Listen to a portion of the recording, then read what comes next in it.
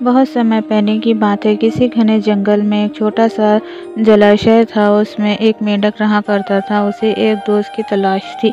एक दिन उसे जलाशय के पास एक पेड़ के नीचे इनसे चूहा निकला। चूहे ने मेंढक को दुखी देखकर उससे पूछा, दोस्त क्या बात है, तुम बहुत उदास लग रहे हो। मेंढक ने कहा, मेरा कोई दोस्त नहीं है जिससे मैं ढेर सारी बातें कर सकूं। अपना सुख दुख बताऊं। इतना सुनते ही चूहे ने उछलते हुए जवाब दिया, अरे आज से तुम मुझे अपना दोस्त समझो, मैं तुम्हारे साथ हर वक्त रहूंगा। इतना सुनते ही मेंढक बहुत खुश हुआ।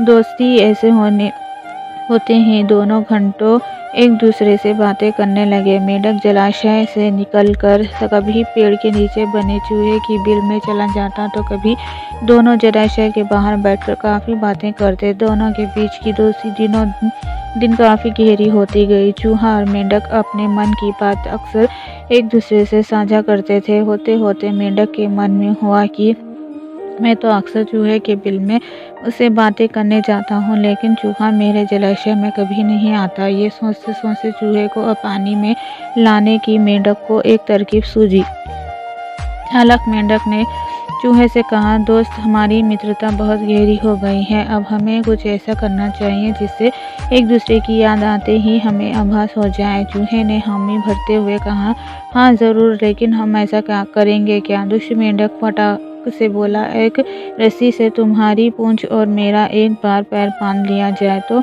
जैसे ही हमें एक दूसरे की याद आएगी तो हम उसे खींच लेंगे, जिससे हमें पता चल जाएगा। चूहे को मेंढक की छल का जरा भी अंदाजा नहीं था, इसलिए बोला चूहा एकदम इसके लिए राजी हो गया। मेंढक ने जल्दी जल्दी अपने पैर और चूहे की पूंछ को बांध दिया। इसके बाद मेंढक ने एकदम पानी में छलांग लगा दी। मेंढक खुश था क्योंकि उसकी तरकीब काम कर गई। वही जमीन पर रहने वाले चूहे की पानी में हालत खराब हो गई। कुछ देर तड़प तड़प कर बाद चूहा मर गया।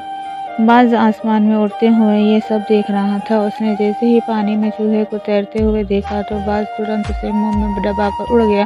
दुष्ट मेंढक भी चूहे से बंधा हुआ था, इसलिए वो भी बाज की चुंगल में फंस गया। मेंढक को पहले तो समझ ही नहीं आया कि हुआ क्या। वो सोचने लगा, आखिर वो आसमान में उड़ कैसे रहा है। जैसे ही उसने ऊपर देखा तो बाज को देखकर वो सहम गया। वो भगवान से अपनी जान की भीख मांगने लगा, लेकिन चूहे के साथ साथ बाज उसे भी खा गया। दूसरों का नुकसान पहुंचाने की सोच रखने वालों को खुद भी नुकसान उठाना पड़ता है। जो जैसा करता है वो वैसा ही भरता है। इसलिए बच्चों, दुष्ट लोगों से दोस्ती नहीं करनी चाहिए और हर किसी की हाँ में हाँ नहीं मिलानी चाहिए, बल्कि अपनी बुद्धि का भी प्रयोग करना चाहिए।